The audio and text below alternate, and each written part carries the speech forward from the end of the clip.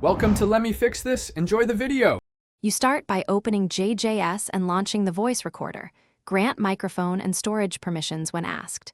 Choose your input, internal mic for convenience or an external USB mic for clarity, because source quality shapes everything. Once done, set the sample rate to 44.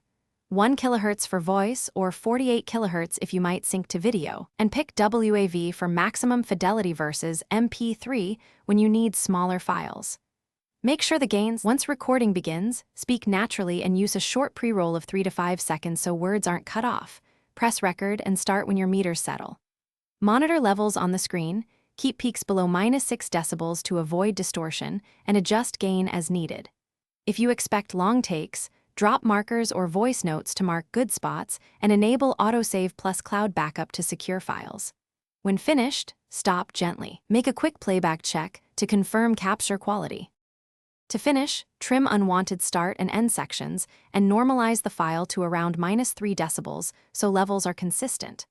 Apply gentle noise reduction only as needed. Overdoing it makes audio thin, and then export. Use WAV for further editing or MP3 at 192 to 320 kilobits per second for sharing. Make sure to add metadata like title and date. If playback is too quiet, first verify the input device and microphone placement. Then raise gain or apply up to +6 decibels of software amplification as a fix. Thanks for watching. If you found this helpful, don't forget to like and subscribe.